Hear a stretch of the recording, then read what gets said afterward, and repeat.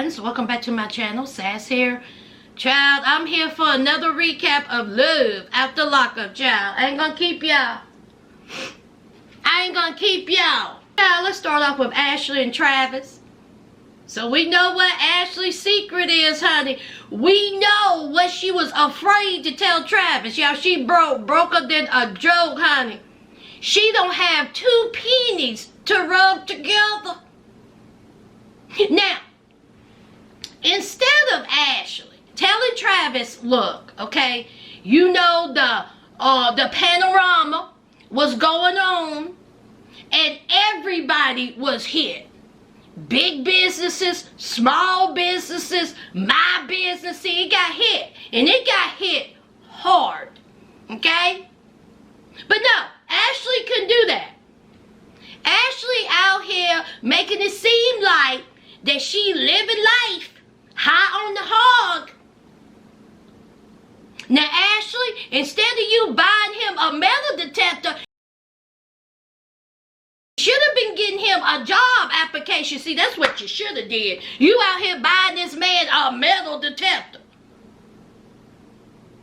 You know that your business was hurting. Why didn't you get a little part-time job? Everywhere was hiring. Oh, but no. Even you said out of your mouth you was living beyond your means. You done went and rented out this nice house with a pool. You done went and bought over $40,000 to furnish the house. And where's Martin? Martin, guess who's not? Martin, where he at? Where Martin go? Y'all know Martin was behind that fence like this. She backing up. She getting thrown out, child. Martin said, don't let the door hit you when the good Lord split you. See, you should have been with me. Martin said, see, you could have just hop, skipped, and jumped over this fence. Bring your dog and stay with me. But no, you picked the inmate over me. So I'm back here cuckling and chuckling and laughing. Now, as we seen Ashley and Travis done hopped on that bed, honey. He taking off his clothes, his boxes. She said, I want them clothes off. I want you to get naked. Because see, what you're going to do is blow out this back. So he's ready. And then we see Ashley. In the next scene, Ashley is having a fit. She's crying, snot flying. Now the landlord said, I don't like the felons, okay? I don't want no felons in my house. So you got to go. Ashley said, now wait a minute. You knew that my man was in prison, okay? I had his picture on the refrigerator for all this time, and you've seen it. And now you want me to get out? The landlord said, I don't care. You got 15 days. Take your feet to the motherfucking street. So Ashley is screaming, yelling, talking about get out, don't talk to them. Travis jumps out of bed and was like, what is going on? What is happening? Why are you so upset? She was like, I don't want to talk about it. I don't want to talk about it. I don't want to talk to you. I don't want to talk to you. I don't want to talk to you. I don't want to talk to you. So she goes in the bathroom and she's telling that dog, come in here. Come in here with mommy. Come on, come on. So she's in the bathroom with the poor dog. The dog is like, what is happening? Why are you putting extra stress on that dog? That dog don't have nothing to do with this. So Travis is like, I don't know what's happening. Okay, I don't understand why she's so upset. Because again, she has not told Travis that she broke than a joke. Here Travis, thinking that he's getting out of prison, money stacked, got the pool, he chilling. He's gonna be glasses. He gonna go to school to make jewelry. He was like, I'm set. Wrong. Wrong. So Ashley done told everybody to get out. She cried. Stop flying. Travis seems confused. So then we see those two, child. They are no longer in Florida because, see, that's where his probation was. Probation officer said, well, you ain't got nowhere to stay. Where is your residency going to be? So Travis said, Lord, I don't even know. So they had to go to Virginia. What's up to my Virginians? So he had to go back to Virginia.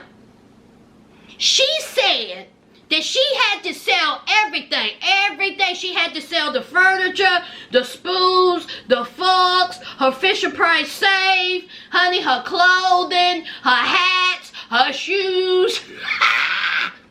Honey, she had to sell everything just so they could get a plane ticket, some hotel room, so they can figure out what they're gonna do.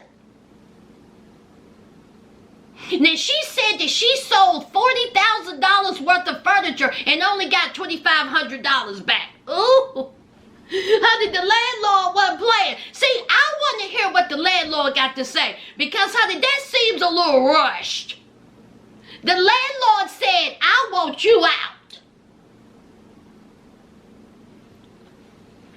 So they're in the hotel. He's talking to his mom. He was like, I don't know what we're going to do. She was like, well, how's Ashley? Meanwhile, Ashley by the pool with that poor dog.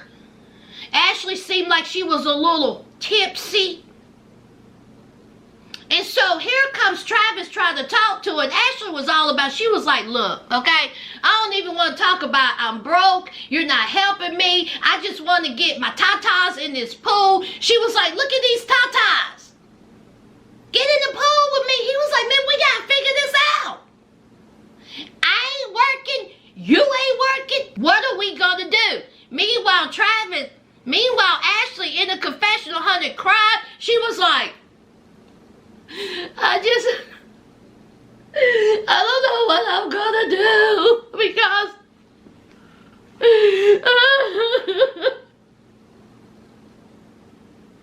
I don't have anything to my name and I'm broke. I don't even have a spoon or a fork or a knife. I'm taking care of this grown man. I didn't even want to tell this grown man that I was broke, that I ain't have 50 cents to my name. I was living beyond my means. Can somebody spare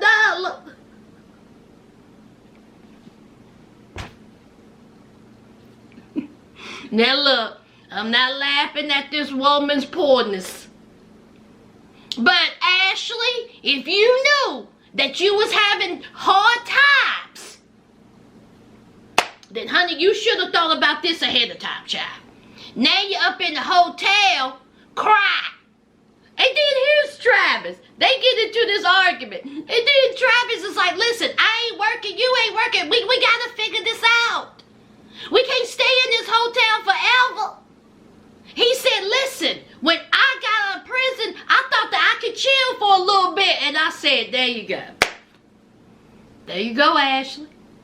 See, you made it seem like he good. You made it seem like you got racks upon racks upon racks of the Benjamins. But you didn't. You had the beanies. And now you're eating the Deenies.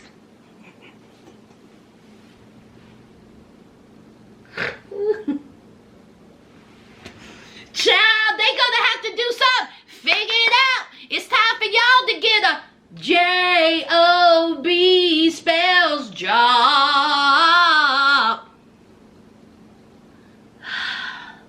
Let's move on. This ain't gonna take long, y'all. Michael and Justine. Michael, he there with the kids. The kids are loud, playing all over the place. He's trying to work. And they getting on his nerves, okay? The kids are fighting, hitting each other. He can't get nothing done. Justine, she's at a break from work. And she is feeling sick. Monique, okay? So she's at the pharmacy, and she's picking up different things, and he's whining to her about how he can't get no work done. And so she was like, well, you see what I done went through? Now it's your turn. He was like, oh, Lord. So he was like, what's wrong with you? She was like, I just don't feel good. I've been tired, congested, blah, blah, blah. And so she picks up a pregnancy test. And so she comes back, and she was like, let's do this. So she tells him that, you know, listen, I picked up this pregnancy test. You know, you've been blowing out this back at least 3 times a day. No protection. Well, I think they wanted to get pregnant anyway. So he's happy about it. Honey, this will be number 8 if she's pregnant. 8 children. 8. So, word on the curb is she is pregnant. I think there's some pictures floating around with a little baby bump. So, if she is pregnant, congratulations, Justine. The Brady Bunch. The Brady Bunch. And that's it, y'all. That's it for Michael and Justine, honey. Nothing is going on. Let's move on. Nathan and Skyler. Now, the last time we seen Nathan, he was going 85 up the road. So, Nathan, he's trimming up some trees. He's climbing some trees. He cutting on chainsaws. I was like, Nathan, why are you cutting on a chainsaw when you begin to talk? Knowing good and well we can't hear what you're saying. So, he's with his homeboy who done got out of prison himself. And Nathan said, listen, I cut a shine the other night, child. I just acted a plumb fool. So even his homeboy was like, what's up, what's up? So Nathan is telling him the story, talking about how he got upset with Skyler because Skyler picked up the phone and talked to another dude. And his homeboy said, it's that jealous thing, huh? His homeboy said, when you gonna let that go? Your jealousy is going to get you hemmed up. You got to let it go. And so Nathan said, you're right. Child, they done showed Nathan cutting down branches and limbs, climbing up the trees. I said, child. Then we have Skyler. Skyler went over to her mama's house. And her mama and brother is there. And of course, she's telling the mama and brother what happened. And the mama said, you sure about this? Because, see, y'all don't know each other. See, you don't know him. And see, now you done seen how he really is. You sure you want to keep doing this? Because, see, what if you and him are in another conversation about some other dude and he blows up again and something worse happens? Skyler said, I'm aware of all this. I understand what he did. He done blew that way out of proportion. But I love Nathan. The mama said, do you love him or you in love with him? She said, I'm in love with Nathan. But the way I seen him act made me a little bit cautious. See, my sobriety is the most important thing to me. And me and him arguing, fussing, going on, carrying on, back and forth, that may trigger me. Or it may trigger him. We both are addicts. And I cannot fall off of this wagon. So we just going to have a conversation. So her and Nathan meet up. And Nathan talked like he has some sense. Nathan, I'm not going to forget what you said. I'm not. Okay? And Nathan told Skyler, he said, listen, I'm sorry. The way I cut a shine, it was no excuse. He said, I take responsibility for everything. He said, I had no business acting like that. I didn't want you to see me like that. And I am so sorry. So good for you, Nathan, for apologizing. And Skyler, She apologized for answering the phone. She said, I had no business picking up that phone, and I shouldn't have even, answered it. And I'm sorry for that. Honey, Nathan done got all choked up. He done got to cry.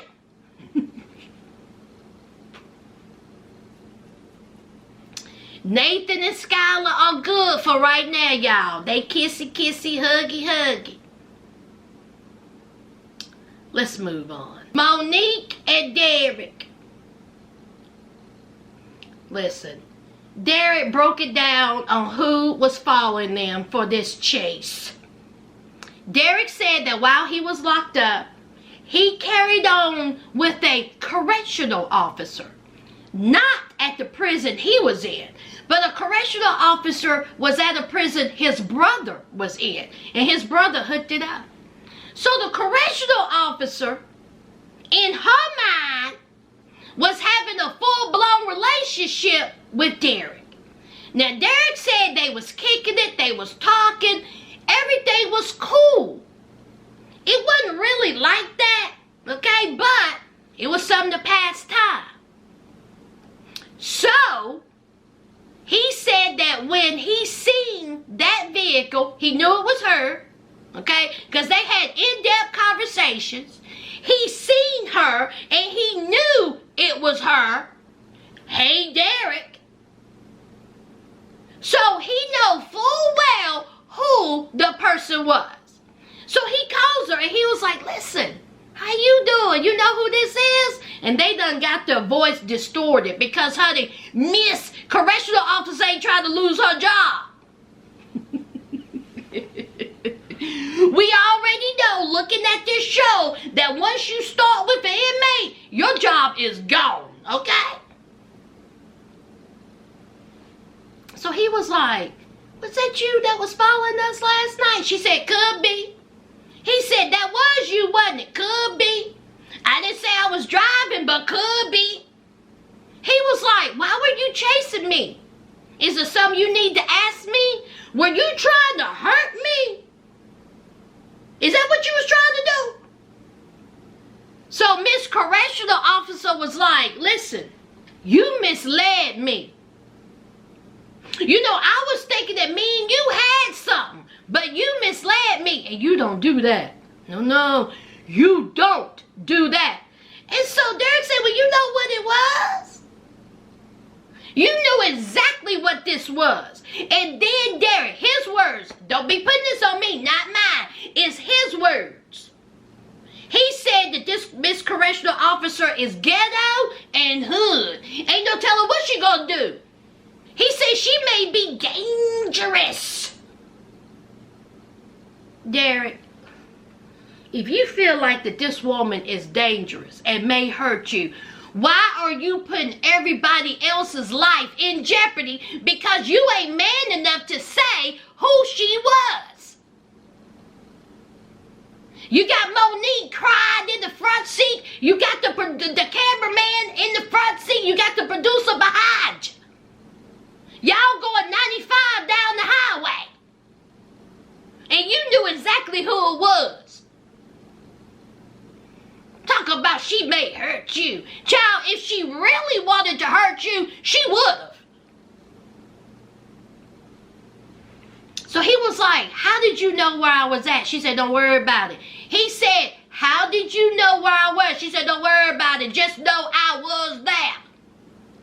We all know. We know how she knew you was there. So anyway, the phone call ended. Okay? Monique is in the hotel room, child. She done got a new car. They done changed hotels. She said she feels safe. She talking to the sister. She told the sister what went down. Sister said, what is happening here? Now this is a mess. Don't make me come back over there and deal with some things, okay? So they're having a conversation. Now she got a tracker on Derek's phone, on his drawers. Honey, location alert. So Derek says that he loves Monique. He says, I want to marry Monique. Monique held me down for 2.5 years. I got a little bit of money, so I'm going to go in this jewelry store and get her an engagement ring. And Derek picked out a nice little engagement ring, child. $2,500. I mean, he got to put some money down on deposit, but hey. Now, while he's in there, his 2 brothers come in. One brother just got out of jail. He was so funny. The brother was like, hey, how you doing? You know, what's up, what's up? And so he says, listen, I'm about to buy this ring and I'm going to ask Monique to marry me. Now, the brother was sitting down. The minute Derek said, marry me, honey, that brother stood up and said, now, wait a minute now. Slow down, okay? You're putting a whole lot of dip on that chip. No. I think this is a terrible idea. Do you know her? We don't know her. We don't know her. I ain't never met. You gonna marry her? He was like, no, this is a horrible idea. He said, I don't even know her name. Derek said, I told you her name Monique, and ain't got nothing to do with it. She held me down for 2.5 years. Okay, I love her. I'm going to marry her. That brother said, no, I think that is a horrible idea. So he looked at the other brother. He said, what you think? The brother said, no. I think you moving too fast. Don't be asking that girl to marry you. Derek said, don't you worry about it. Don't you worry about it. Meanwhile, Monique is blowing his phone up every single minute. Where you at? What are you doing? Why you tell me? Where you at? What you doing? Why you tell me? Ha! Honey, that would get on my nerves, child. So the brother is still running off at the mouth. And the brother said, listen, I can get that off for you. I can take off location. Okay? Let me just go ahead, take off the location. She can't be blowing you up because, see, we going to the sister's house. What the sisters got to say about this? Derek said, Lord, don't even get me started on them sisters. He said, let's go to the sister's house. Let's kick it. And come on, let's just turn off the location. All right, you can talk to her later. So, child, Derek done turned off the location. Honey, Monique gonna have a fit. Let's move on. Gabby and Chris. Love at the Lockup producers. Y'all couldn't find nothing else to do with this. This is how y'all gonna do it. Okay. So Gabby and Chris goes to see that mama. Honey, that mama cannot stand Gabby. Honey, that mama cannot stand Chris. And she can't stand her daughter. Gabby and Chris come in. The mama didn't say, hey, how you doing? Kiss my tail, nothing. The mama said, what you want? Why are you here? And so Gabby was like, hey, I brought you that. She said, oh God. She said, why you in my house? What do you want? I mean, that mama is off the bat. Just the disdain she has for them. Them two. So she looked at Chris and she said, no, I don't want to talk to him. Both of y'all get out. Get out. And so she said, okay, you want to stay? Okay, Chris, why were you in prison? So Chris said, with a smile on his face, maybe it was a nervous smile, talking about he had a G-U-N in the car, and how he was R-O-B-B-I-N-G, some D-R-U-G dealers. I said,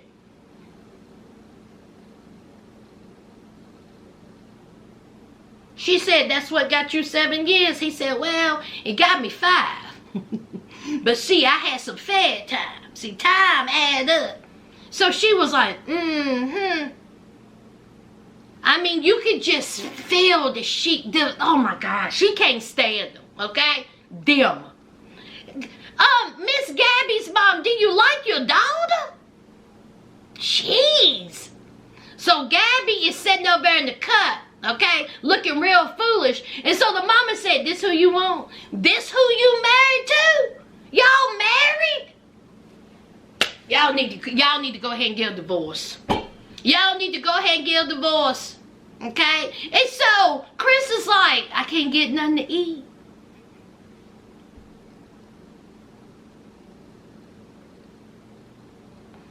Chris, I know you ain't walking around this world crooked, okay? Now this woman said to your face to get up out her house, okay, with vileness in her throat, okay? And you worried about getting something to eat. I'll be worried she'll put something in my food.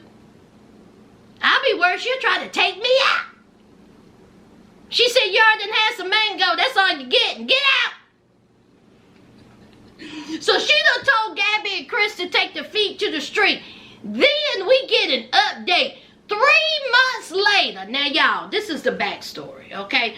News broke a long time ago that Chris and Gabby got into a physical altercation. There was video out where Chris is hitting Gabby, honey, hitting her like a man. Do you hear me? He hurt her, okay? Can't say the word because y'all know YouTube always listening. He hurt her really bad. Vile, okay? Putting his hands on her like that. So he hurt her. She calls the cops. He gets locked up. Now, Gabby telling the story that he was texting, you know, other girls, talking to other girls. She had enough. An argument ensued. They were fussing and fighting for 2 hours. Got physical. She said he broke some bones. So, she called the cops. She hit that good old 911, put it in a pocket. They figured out where she was at, and honey, he got hauled off. She said it's over, it's done. Okay, she's getting a divorce, it's done. Meanwhile, why were y'all filming her Sesame Street slides? Why were y'all filming the McFerrys? Why are y'all filming this girl's feet?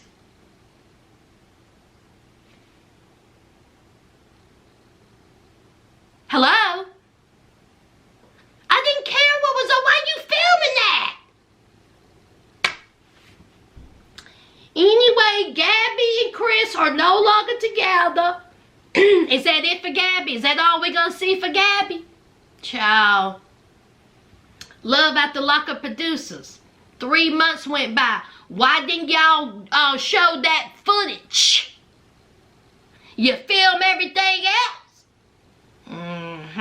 Oh, y'all wasn't there? Oh, okay. That's it for Gabby and Chris, y'all. Let's move on. Last and most definitely least, these Love After Lockup producers, I have already said they shady.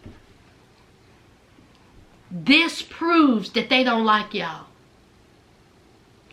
The participants, they don't like y'all. Cameron and Aris, alright?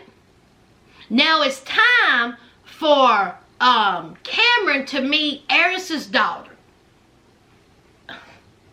Again, the children. The children makes more sense than the parents. How adorable was her daughter? What is she, 9? 9-year-old young lady, and the maturity this young lady have. Oh, beautiful young girl. So Cameron and Aris and the daughter is going bowling. But before that, you know, Cameron is having a conversation with the daughter. Great little moment. Sweet moment. The daughter is talking and she said, you know, I hope my mama don't get hurt. You know, she says that she's feeling a little overwhelmed. You know, Cameron seems okay. Cameron was talking to, you know, the daughter like, hey, I'm not trying to take place of your dad, but I'm going to let you know I'm here for you and your mother. Now, Aris says that Lena's father her, you know, it just didn't work out. Now, he had other children. He had 3 kids on the way at the same time. 3 different women pregnant at the same time. He was out of her daughter's life by the time she was 2 years old. He got deported. So, she haven't had that much of a, you know, a father figure like that. I think she, of course, her grandfather, but like a man in the house. Cameron would be the first man in the house, you know, that she can remember. So Cameron and Lena had a good little conversation. It's time to go bowling, and they had a good time, and they still getting to know each other. Cute little moment. Do I think they're moving too fast? Absolutely. Honey, and this wedding tells it all. Now, it's a wedding day. Now, Cameron just got out of jail 2 days ago, or the day before. So they throwing away this little wedding. They putting together this little wedding, child, with Elmer's glue. Honey, her mom and dad ain't there. Her family's not there. She done found that dress somewhere at somebody's good old David's Bridal, 75% off rack. Her homegirl's there, but that's it. Here is Cameron dressed up in the red suit, honey, with the biggest bow tie I have ever seen. I said, oh my God, not the red. So, you know, it's short notice. Let's get married now. Now, you all, I understand this was a 24-hour wedding, child. Now, this is why I'm saying that the love about the lockup producers don't care nothing about you participants. Because, see, what they said, Cameron and Aris said, listen, we gonna get married. The love about the lockup producers was like, we ain't throwing in no money. No budget. So, the venue is literally a park. Free, okay? Where was this park? I have no idea down there in Ohio. Child, it had one bench. There was no lights. There was no decorations. There was no flowers. There was no food. Honey, nobody can go down to the good old Kroger and get no vegetable platter. Nobody can get on down to the good old food line and get a fruit tray. Nobody can go down to the good old Subway and get 3 12-inch foot logs. It was only 9 people there. Where's the water at? Did anybody get any water? So, the venue is a park in the dark. Now, I'm assuming the people that was there is Cameron's family. The sisters was there, and auntie was there, and then there was a couple there. Honey, they looked like they was just driving down the road and said, is that what's going on over here? Let me stop.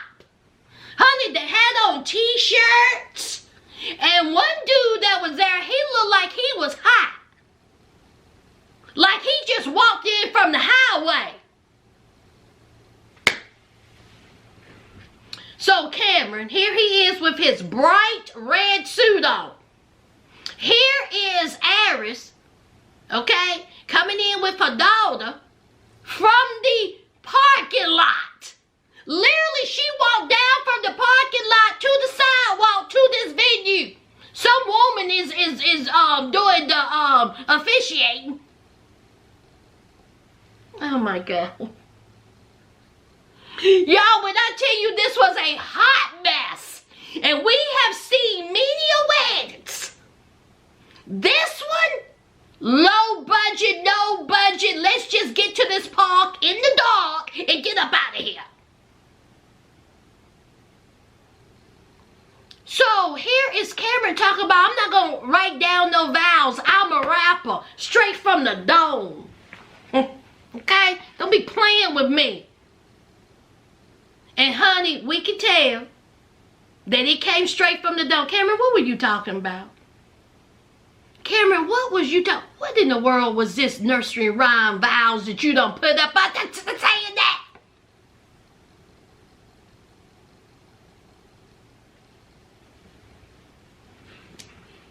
So here's here's Aris. Aris written down. Here's Aris. She wrote down her vows, what she wanted to say. Chuck. Moving way too fast, honey. Way too fast. And if I'm right, y'all, am I right? Didn't Aris leave? Ain't her daughter going back to Florida? Y'all, what's going on? What's going on? But anyway, child, y'all, what y'all think about that wedding? I think that wedding was a hot mess, but hey, listen, I didn't get married. If they like it, I love it. That little daughter is adorable, child. So, that's it, y'all. That's all I got to say. To my new subscribers, welcome to the family.